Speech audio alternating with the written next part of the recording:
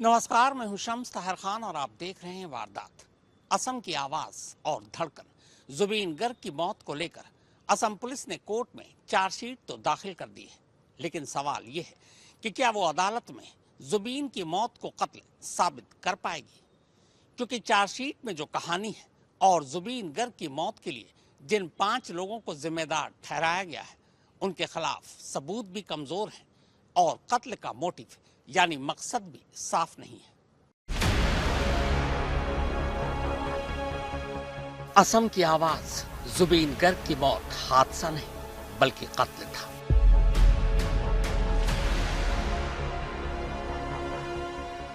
उन्नीस सितंबर को सिंगापुर में जुबीन गर्ग की मौत डूबने से नहीं हुई थी, बल्कि साजिशन उन्हें मारा गया था।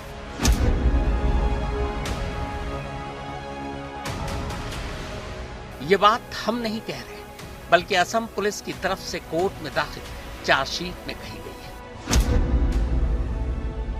इस चार्जशीट में कुल 5 लोगों के नाम दर्ज हैं।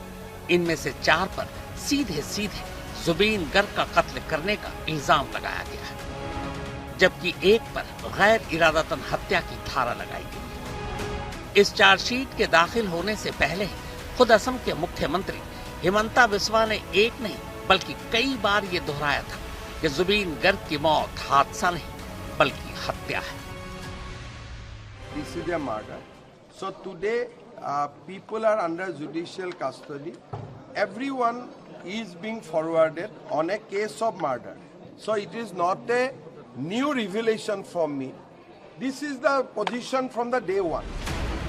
मुख्यमंत्री ने यह भी साफ किया था कि जुबीन गर्ग की मौत के सिलसिले में जिन 5 लोगों को गिरफ्तार किया गया है और जो इस वक्त जेल में है, उन सभी पर कत्ल का मामला दर्ज हुआ है। मुख्यमंत्री का कहना था कि दिसंबर के दूसरे हफ्ते तक जुबीन गर्ग की मौत के मामले में हत्या के तहत ही चार्जशीट दाखिल की जाएगी, और ठीक वैसा ही हुआ। ये सवाल पिछले 3 महीने से लगातार पूछे जा रहे थे कि आखिर जुबीन गर्ग की मौत की सच्चाई क्या है। जुबीन गर्ग की मौत आखिर कैसे हुई? पानी में डूबने से, पानी के अंदर दौरा पड़ने से, अचानक तबीयत बिगड़ने से, या फिर जहर की वजह से? पहले सिंगापुर और फिर गुवाहाटी मेडिकल कॉलेज में 2-2 बार जुबीन गर्ग का पोस्टमार्टम हुआ। सिंगापुर पुलिस ने जुबीन गर्ग की मौत की वजह पानी में डूबना बताया था। गुवाहाटी मेडिकल कॉलेज में हुए दोबारा पोस्टमार्टम में भी साफ साफ ऐसी कोई चीज सामने नहीं आई थी जो ये बताती कि जुबीन को जहर देकर मारा गया है। इस पोस्टमार्टम रिपोर्ट में भी जुबीन की मौत की असली वजह पानी में डूबना ही बताया गया, लेकिन मामले की जांच कर रही असम पुलिस की सीआईडी की स्पेशल टीम की रिपोर्ट पर मुख्यमंत्री हिमंता बिस्वा ने पहले ही ये ऐलान कर दिया था कि असम पुलिस जुबीन की मौत को हादसा नहीं बल्कि मर्डर के तौर पर देख रही है और उसी हिसाब से आगे कार्रवाई की जाएगी, और ठीक वही हुआ। जुबीन गर्ग की मौत पर असम पुलिस ने कोर्ट में जो चार्जशीट दाखिल की है, उसमें जुबीन गर्ग की मौत को कत्ल बताया गया है और इसके लिए 5 लोगों को दोषी ठहराया गया है। ये हैं वो 5 चेहरे जिन पर जुबीन गर्ग को साजिशन मारने का इल्जाम है। चार्जशीट में जुबीन गर्ग के कातिल के तौर पर जो पहला नाम लिखा गया है, वो नाम है सिंगापुर में फेस्टिवल के ऑर्गेनाइजर श्यामकांत महंता का। दूसरा नाम जुबीन गर्ग के अपने मैनेजर सिद्धार्थ शर्मा का है। तीसरा और चौथा नाम जुबीन गर्ग के बैंड में ही शामिल को म्यूजिशियन शेखर ज्योति गोस्वामी और अमृत पर्व महंता का है।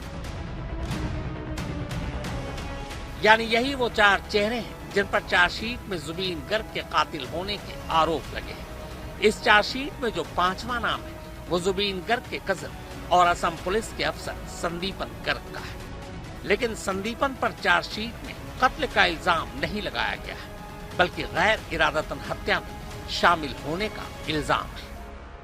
We have filed a charge sheet today in the Court of Chief Judicial Magistrate. It is under section 103 of BNS and other 11 sections. Few have been charged with murder. One have been charged with culpable homicide, and of course other 2 PSO has been charged with other charges. Zubeen Garg North East India festival में शामिल होने के लिए Singapore गए थे। Singapore में ही 19 सितंबर को समंदर में डूबने से उनकी मौत हो गई थी। North East India festival Singapore के ऑर्गेनाइजर श्याम कानू महंता थे, लेकिन 19 सितंबर को जिस याट या बोट पर डूबने से पहले जुबीन गर्ग पार्टी कर रहे थे, उसी याट पर तब श्याम कानू महंता मौजूद नहीं था, बल्कि उस दिन उस याट पर जुबीन गर्ग के साथ चार्जशीट में नामजद बाकी चारों यानी सिद्धार्थ शर्मा, शेखर ज्योति, अमृत पर्व और संदीपन गर्ग मौजूद थे। चार्जशीट में पांचों आरोपियों की जुबीन गर्ग की मौत में क्या भूमिका थी, बाकायदा इसका जिक्र किया गया है। चार्जशीट के मुताबिक जुबीन गर्ग का मैनेजर सिद्धार्थ शर्मा वो शख्स था जिसने पार्टी के नाम पर जुबीन को जानबूझकर ज्यादा शराब पिलाई। इतना ही नहीं, वो सिद्धार्थ शर्मा ही था जिसकी वजह से जुबीन गर्ग बगैर लाइफ जैकेट के समंदर में उतर गए थे। जबकि 10 साल से भी ज्यादा वक्त से जुबीन के साथ रहने वाले सिद्धार्थ शर्मा को यह पता था कि डॉक्टरों ने खास हिदायत दे रखी है कि वो हमेशा आग और पानी से दूर रहे। जुबीन गर्ग को कई बार दौरे पड़ चुके थे, इसी वजह से डॉक्टरों ने उन्हें पानी और आग से दूर रहने को कहा था। लेकिन जुबीन गर्ग की हेल्थ हिस्ट्री जानने के बावजूद सिद्धार्थ शर्मा ने जानबूझकर नशे की हालत में बिना किसी लाइफ जैकेट के उन्हें समंदर में तैरने के लिए उतार दिया। सिद्धार्थ शर्मा पर चार्जशीट में यह भी इल्जाम है कि वो जुबीन गर्ग को म्यूजिक से दूर करने की साजिश रच रहा था। इसके जरिए खुद सिद्धार्थ शर्मा पैसे कमाना चाहता था। सिद्धार्थ पर यह भी इल्जाम है कि उसने जुबीन गर्ग के पैसों को जानबूझकर अपनी मनचाही जगहों पर, जिनमें महावीर इक्का और होटल हेरिटेज एंड ट्रांसपोर्टेशन में इन्वेस्ट करवाना शामिल है। Zubeen Garg North East India festival के इस कार्यक्रम में हिस्सा लेने के लिए सिंगापुर फेस्टिवल के ऑर्गेनाइजर श्याम कानू महंता के कहने पर सिंगापुर गए थे। चार्जशीट में महंता पर यह इल्जाम लगाया गया है कि वो महंता ही था जिसने बोट पर पार्टी करने के लिए जुबीन गर्ग को विस्की की एक बोतल दी थी, जबकि महंता को मालूम था कि डॉक्टरों ने जुबीन को शराब पीने से मना कर रखा है। इतना ही नहीं, महंता पर यह भी इल्जाम है कि उसने 19 सितंबर को बोट पर हुई उस पार्टी के ऑर्गेनाइजर को भी जुबीन की मेडिकल कंडीशन की जानकारी नहीं दी। चार्जशीट में महंता पर जो सबसे गंभीर इल्जाम है वो ये कि जिस वक्त जुबीन पानी में डूब रहे थे और उन्हें बाहर निकाला गया, तब उन्हें फौरी मेडिकल मदद मुहैया नहीं कराई गई, बल्कि पानी से बाहर निकालने के पूरे 75 मिनट बाद जुबीन को एम्बुलेंस में अस्पताल ले जाया गया।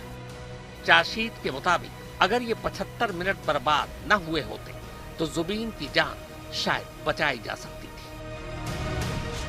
चार्जशीट में जुबीन के बैंड के म्यूजिशियन और सिंगर अमृत पर महंता पर यह इल्जाम है कि उसने ही जुबीन को जानबूझकर ज्यादा शराब पिलाई। जुबीन की नींद पूरी नहीं हुई थी, सुबह से उन्होंने कुछ खाया भी नहीं था। ये सब जानते हुए भी महंता ने उन्हें शराब पिलाई। ये सारी चीजें जानते हुए भी महंता ने जुबीन के मैनेजर, ऑर्गेनाइजर और यहाँ तक कि जुबीन की पत्नी तक को इस बात की कोई जानकारी नहीं थी। चार्जशीट के मुताबिक वो महंता ही था जिसने जुबीन को बिना लाइफ जैकेट के पानी में उतरने के लिए उकसाया था। जुबीन की बैंड के ड्रमर और म्यूजिशियन शेखर ज्योति गोस्वामी पर चार्जशीट में इल्जाम लगाया गया है कि जिस वक्त जुबीन गर्ग पानी में डूब रहे थे, तब उनके सबसे करीब और सबसे सही पोजीशन पर गोस्वामी ही खड़ा था। वो चाहता तो वक्त रहते बड़ी आसानी से जुबीन को पानी से निकालकर उनकी जान बचा सकता था, लेकिन गोस्वामी ने ऐसा नहीं किया। अपनी आंखों से सब कुछ देखकर भी उसने जुबीन को बचाने की कोई कोशिश नहीं की। चार्जशीट में यह भी कहा गया है कि गोस्वामी भी उन लोगों में से एक था जिसने जुबीन को नशे की हालत में होने के बावजूद पानी में उतरने के लिए उकसाने का काम किया था। जुबीन के कजन संदीपन गर्ग पर चार्जशीट में इल्जाम लगाया गया है कि वो शेखर गोस्वामी को बार बार उकसा रहा था कि वो जुबीन को लेकर समंदर में दूर तक तैरने के लिए ले जाए। संदीपन पर यह गंभीर इल्जाम भी चार्जशीट में दर्ज किया गया है कि उसी ने शेखर को डूबते वक्त जुबीन को देर से बचाने के लिए कहा था। इन पांचों के अलावा जुबीन गर्ग की मौत के सिलसिले में 2 और पुलिस वालों को भी गिरफ्तार किया गया था। ये दोनों जुबीन के पर्सनल सिक्योरिटी ऑफिसर यानी PSO हैं, नादेश्वर बोरा और परेश बैश। लेकिन इन दोनों पर चार्जशीट में कत्ल की धारा नहीं लगाई गई है, बल्कि इन पर आपराधिक साजिश रचने और धोखे का मामला दर्ज किया गया है। दोनों पीएसओ जुबीन के साथ सिंगापुर भी नहीं गए थे, लेकिन चार्जशीट में इन पर इल्जाम है कि दोनों ने धोखे से जुबीन की कुछ संपत्ति अपने नाम कर दी थी। चार्जशीट में कुल 394 गवाहों के जिक्र किए गए, जिनमें सिंगापुर में रहने वाले असम के 10 नागरिकों के नाम भी शामिल है, जो 19 सितंबर को यानी जिस दिन जुबीन गर्ग की मौत हुई उस दिन उसी यॉट पर मौजूद थे। चार्जशीट में बतौर गवाह सिंगापुर हाई कमीशन और इंडियन हाई कमीशन के 2 अफसरों के नाम भी शामिल है।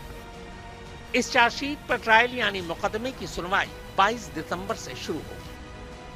असम के मुख्यमंत्री हिमंता बिस्वा शर्मा ने कहा है कि जुबीन गर्ग के मुकदमे की सुनवाई फास्ट ट्रैक कोर्ट में करवाने के लिए उनकी सरकार ने गुवाहाटी हाई कोर्ट से गुजारिश की। उन्होंने कहा कि इस सिलसिले में गुवाहाटी हाई कोर्ट के चीफ जस्टिस के यहाँ एक याचिका दाखिल कर मुकदमे को फास्ट ट्रैक कोर्ट में भेजने और एक स्पेशल पब्लिक प्रोसिक्यूटर यानी सरकारी वकील को नियुक्त करने की अपील की गई। करीब 12,000 पन्नों की ये चार्जशीट गुवाहाटी सेशन कोर्ट के चीफ जुडिशियल मैजिस्ट्रेट के यहाँ दाखिल की गई है। We have filed a search sheet with almost 12,000 pages of documents, along with the main search sheet, seizure, examination of witness, and it is a meticulously done exercise. Although we have taken documents from Singapore, but we have proved the case with our independent documents. Aaj Tak bureau. Zubeen Garg North East के cultural festival में हिस्सा लेने के लिए Singapore गए थे। 18 सितंबर की रात बल्कि सुबह तक उन्होंने होटल में पार्टी की। इसके बाद 19 सितंबर को वो समंदर में एक यॉट पर पहुंचे। वहीं तैराकी के दौरान वो अचानक बेहोश हो गए। बाद में उन्हें अस्पताल ले जाया गया, जहां उनकी मौत हो गई।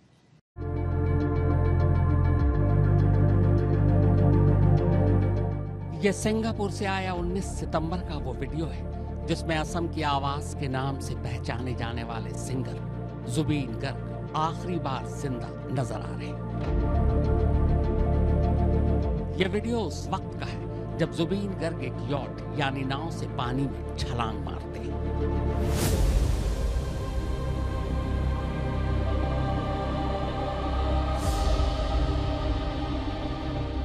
इस वीडियो में साफ देखा जा सकता है कि कुछ देर पानी में रहने के बाद जुबीन पानी में तैर रहे ट्यूब को पकड़ने की कोशिश करते हैं, लेकिन वो पकड़ नहीं पाते और पानी में ही गिर जाते हैं। कुछ पल के लिए ऐसा लगा मानो वो बेजान से पानी के ऊपर पड़े हुए। जिस वक्त जुबीन इस यॉट से पानी में तैराकी के लिए उतरे थे, तब वहां पर काफी लोग मौजूद थे, जुबीन के उस आखिरी पल के गवाह। इस वीडियो के आगे भी बहुत कुछ होता है, लेकिन क्या होता है ये नहीं पता।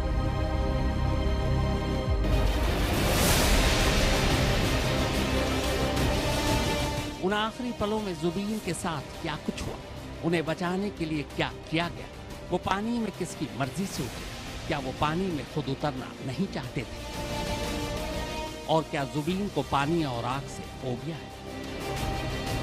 यही वो सवाल है जिनके जवाब पूरे असम के साथ साथ खुद जुबीन गर्ग की पत्नी गरिमा सैकिया गर्ग जानना चाहती है। गरिमा सैकिया गर्ग को लगता है कि उस आखिरी पल में जो 10-12 लोग उस यॉट यानी नाव पर थे, उन सब से पूछताछ होनी चाहिए। वो सभी एक तरह से शक के घेरे में आते हैं। इनमें जुबीन गर्ग के मैनेजर सिद्धार्थ शर्मा और सिंगापुर में 19, 20 और 21 सितंबर को होने वाले नॉर्थ ईस्ट कल्चरल फेस्टिवल के ऑर्गेनाइजर श्याम कानू महंता का नाम भी शामिल है।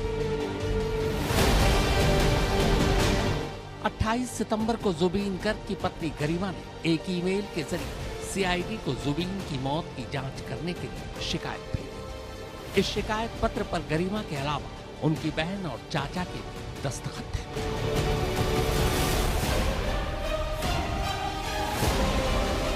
गरिमा सैकिया की इसी शिकायत के बाद असम के डीजीपी ने सीआईडी की 10 लोगों की एक स्पेशल इन्वेस्टिगेटिव टीम बनाई है।